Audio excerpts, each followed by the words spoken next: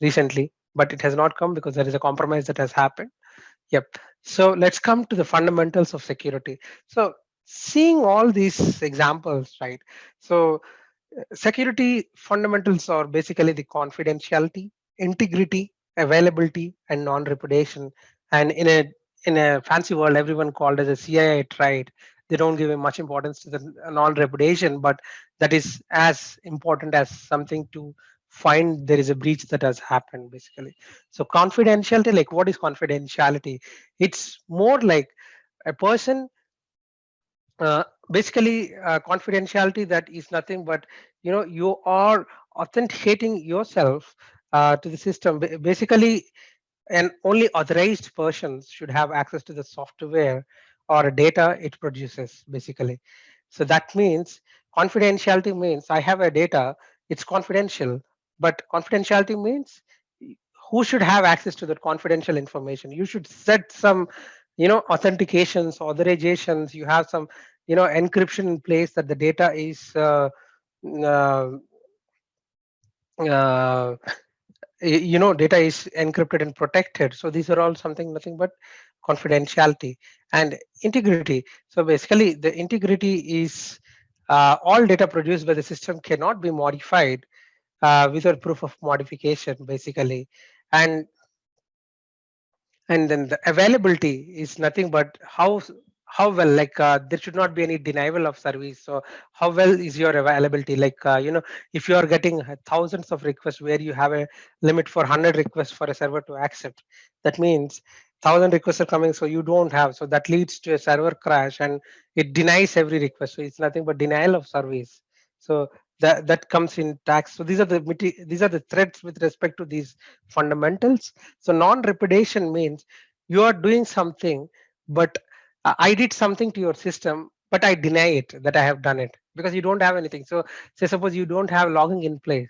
So I have sent some malicious information to your server, but you don't have anywhere that logs that I have sent this information, and I can deny it. So I sent it, but I can deny it. That's nothing but the non-repudiation, basically. So confidentiality is about protecting authentication, authorization, and protecting your data. How confidentiality lies in protecting your data, and the mitigation controls for the confidentiality is authentication, like proving who you are, authorization once you are authenticated, whether I have access for it or not, and data encryption. Basically encryption is nothing but converting your plain data into an cipher data. The cipher data is nothing but a random organized data that no one can even read it, basically. And next is integrity. So integrity is basically prove that I'm sending one message to you, and if some attacker tries to steal that, he's sniffing the network between you and me. So that is called as a man in the middle attack. So he's I have sent like hello, how are you? Then he sniffs that request, and then he said like I need some money, can you please send it? And then he sends to the receiver. So receiver thinks that I'm sending that message, but he has brute force, so the integrity is lost. So integrity can be established by having digital signature, hashing, message authentication codes. So basically how it generally does is, so I'm sending hi, how are you? Then I will hash the data, and then hash is nothing but is a one way.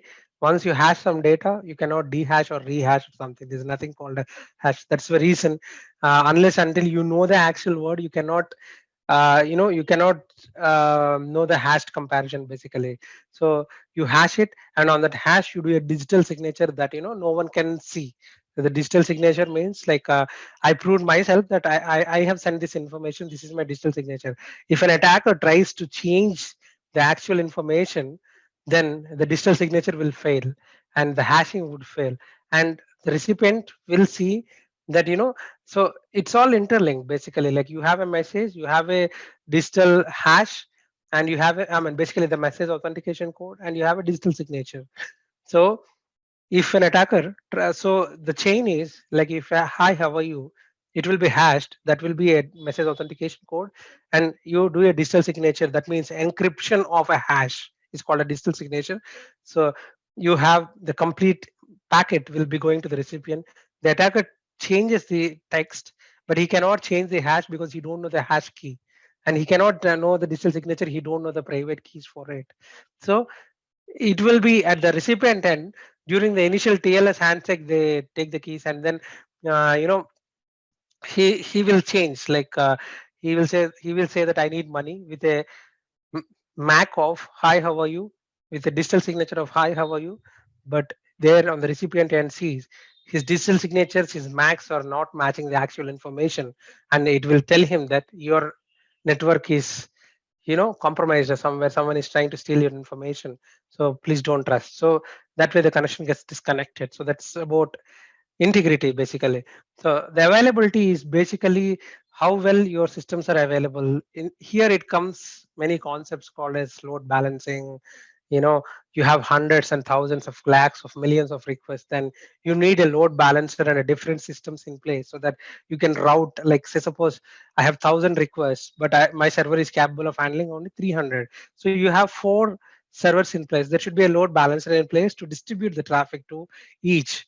And you should protect your load balancer as well as these servers as well. So this is all comes under the availability. So if you get like a 1,200 or a 5,000 requests at a time, then you need to have some throttling. So basically you see a captcha somewhere on your web pages when you log in. Even for the Zoom, you need to verify, authenticate for the bots, because I can write some script to send like a 1 million request to your website. Basically it just takes 5 minutes time for me to write some script and do a denial of service.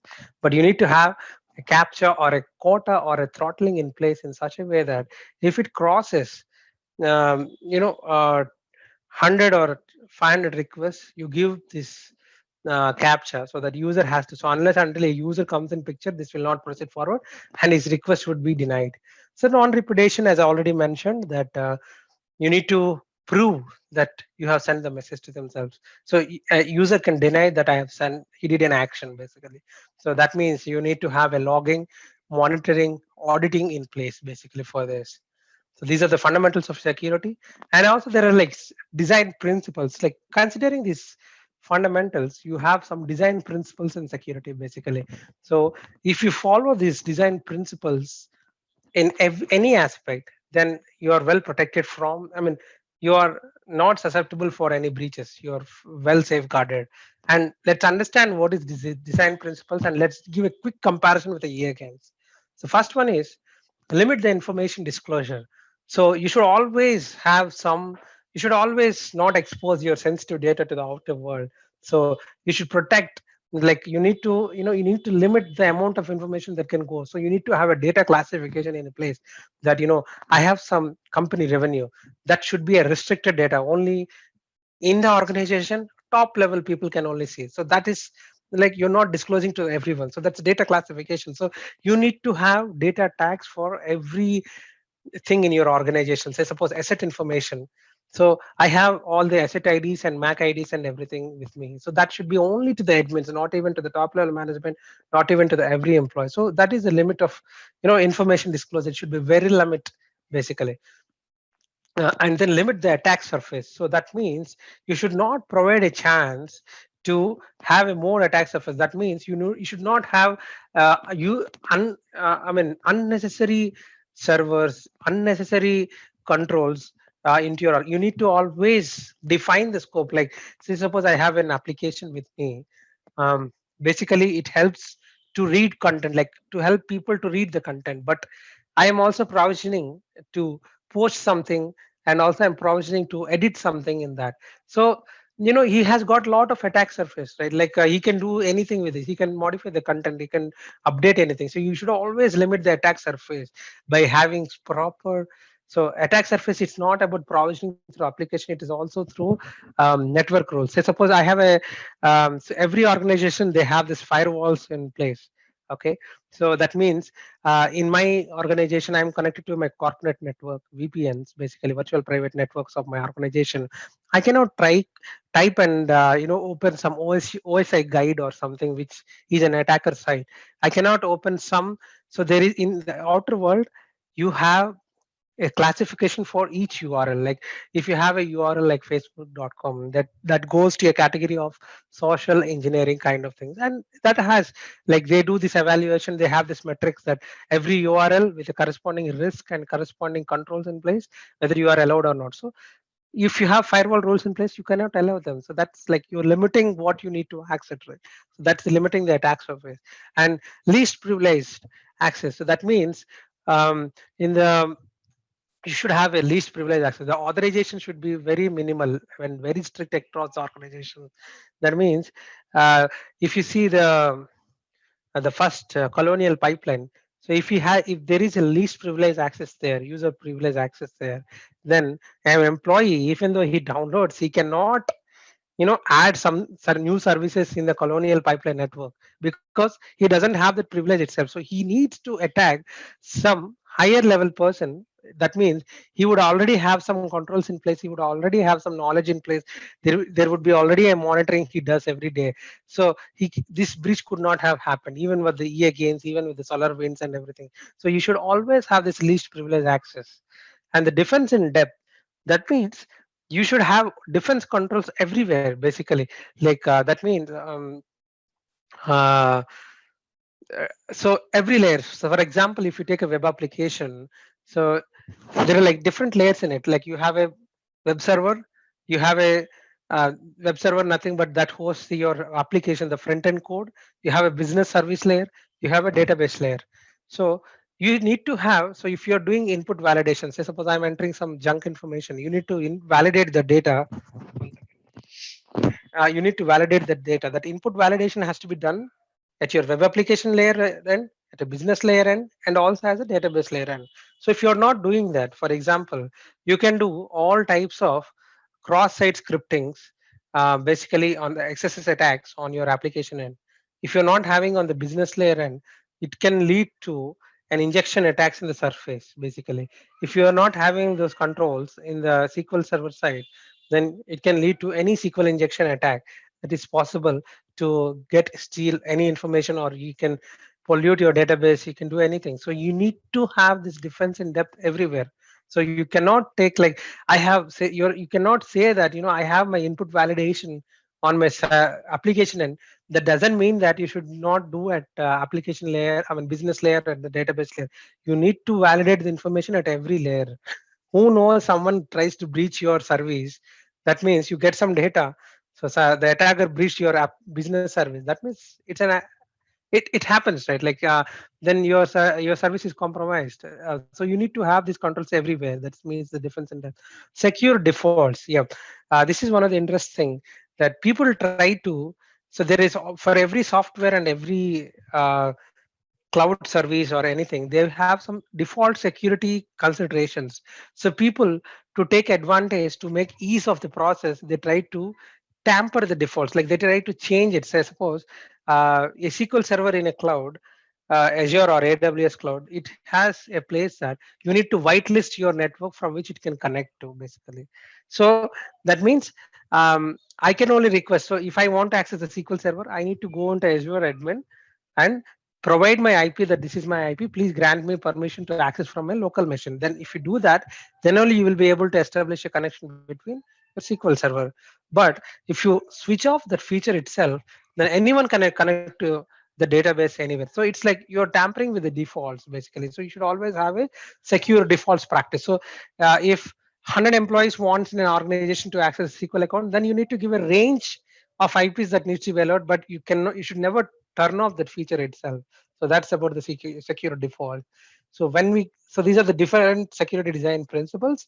So if you take these principles and take our mapping with the EA games breach or something, if you follow these principles, that attack would not happen. If you follow these principles, that attack with solar winds or with the colonial pipeline would never have happened. It's just a straight away comparison, right? You know that attack. So the colonial pipeline, so user privilege is not there. So it has happened. They have the wider attack surface because they don't have any controls, and they have information disclosure. That means they don't have any this data classifications. Everything is a plain text. So so even connection strings are part of the code. So he got access to the code and he has seen which servers he can connect to with these credentials, and then information disclosure has happened. And they don't. I mean, attack surface. Basically they don't have it, right? Don't have any controls in place to detect it. So if they have considered these design principles, this breach would never happen. Basically, at least if it would have happened, it would have intimated at the initial stage itself, and this much compromise would never has happened. Okay, so let's see the AWS security. So so this is about as of now we have learned secure cyber, what is cyber security, security practices, uh, breaches due to lack of security, and so security fundamentals, basically the CIA tried, and then design principles. Now we want to see about AWS security as part of our section session. um, so AWS, before coming to the AWS security, we should say about the cloud is nothing but all your infrastructure as services, everything, like you have like infrastructure as service, software as service, platform as service. But so there are multiple cloud providers in the outer world. There's AWS by Amazon, Azure by Microsoft, GCP by Google. So you have multiple cloud platforms. All they do is, you need not take about, you need not think about hardware. We will do on your behalf. You just consider your part of your code and um, deploy on our cloud services. We will take rest of it, but it's a shared responsibility model anyways. So that means AWS can assure you, or a cloud service can assure you that I will protect my data center. So when you think of cloud, it's nothing but they have the data centers their own at some physical locations across the globe, and they give you a front end interface to do all your configurations and set up your virtual environment spaces for yourself for using the front end, and that gets created in the backend on the data centers basically. So for that, the security comes from the physical security persons on the data centers, the power connections, the data availabilities. I mean, basically the security controls for accessing the data centers, and the network, the perimeter networks that gives a connection to the seamless connection to the front end portal and to the user that you can configure services. So it comes like every aspect basically. But when you come to the AWS security, um, so when you come to the cloud security, there are like five things in place. Like one is identify and detective controls, infrastructure security, and data protection and incident response, basically. So these all five different aspects will be the top level in considering these security controls. So if you see the AWS security, you have a AWS global infrastructure. That means the data centers and global accelerators that provides your seamless connections. And you have a data center security. That means your physical security and as well as the software security, like data encryptions and the access organization and the proper alerting and monitoring systems. And the next is compliance and governance. So AWS are all certified with CIS, NIST, ISO, like you have HIPAA, PCII. So PII. So they are compliant with all the security standards to use their services basically, and they have this DDoS mitigations in place. DDoS is nothing but distributed denial of service. That means they can smartly identify if you write a bot to send thousands or millions of requests to your service that is hosted on the cloud. They have a mechanism in a place to identify how they do the frequency analysis of the incoming request from a specific IP, and then they block it if this is not listed, and they add it to your database, saying that this is one of the malicious requests with this URL and this thing. So in future, in the first request itself, they block it. So they have a super power DDoS mitigations in place. And security in the cloud is basically application. So what if your application is vulnerable? What if your application doesn't have any controls itself? That means so it's a shared responsibility model, I said, right? So that is security in the cloud. Your application should have much more security controls, at least the OWASP top 10 security controls in place: the authentication, authorization, validations, communication security, exception handling, everything. So the entry points on AWS basically does it means that the endpoint protections and you know the network load balancers and elastic load balancers, application load balancers to seamlessly enable the connection between your services, and identity and access management. That's one of the big um, preliminary uh, that is one of the basic thing. It protects your complete services in your cloud. Basically, you need to identity access management is nothing but user provisioning, basically. And then detective controls, basically, if there is some breach that is happening, you need to detect. So if there is an executed, so you create a virtual machine on the cloud, and some attacker tries to enter into the virtual machine and try to install some exe. So these detective controls will monitor and then give an alert to the admin saying that there is some ad hoc process is running, please go and turn it off or do something. So infrastructure protection, yes, as said, like the firewalls and perimeter protection and multi-factor authentications, like these all comes under the infrastructure protection. The data protection is nothing but protecting your data. That means the data encryptions, the disk level encryptions, and who has access to those backups, basically the data backups and recoveries, everything comes under the data protection. Incident response are nothing but when there is when there is uh, when there is an incident that has happened because of some weaknesses in your machine, then how well you can identify and you can trace that incident and then get back to the normal process. So that's more about the incident response. And well architected tool is basically it's a tool that is provided by AWS to identify the compliances in the machine that comes with the AWS trusted advisor that gives. So you have 1,000 AWS accounts in your corporate or in an organization. So you can use this well architected tool to basically see how many accounts are compliant, how many have weaknesses, how doesn't have something. So in a broader perspective, you can see these all security controls. You can consolidate it into 5 types. One is identify, detective control, infrastructure security, data protection, and incident response. So identity is basically defining and enforcing and user permissions on the AWS services, basically. And that you have like AWS organizations, Cognito, directory service. There are lots more in that. And detective controls is nothing but gaining the visibility that you need to spot the issue before they impact the business, and it improves your security posture and reduces the risk profile for your environment. And that has you have a lot of features on AWS like CloudTrail, Config, CloudWatch, Guard Duty, VPS Flow Logs, and all. And infrastructure security is nothing but reducing the attack surface area to manage and increase the privacy, basically, and control the overall infrastructures on the AWS. And that has to do with WAF, web application firewall, firewall manager, inspectors, virtual private clouds, system managers, and shields. And the data protection is nothing but server side encryptions.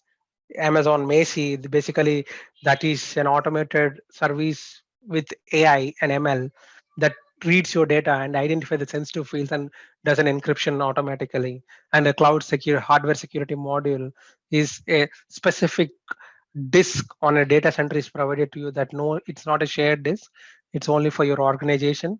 And then that's so costly anyways. It depends on the requirements of the enterprise. And incident response, as mentioned, how well you get back to your normal position when there is an incident, and how do you react. So how soon you actually react. So for that you have serverless functions called as Lambda and some config rules in place. So this is about an introduction to small AWS security. And I think you have any questions, we can drop, you can ask for the chat. Thank you.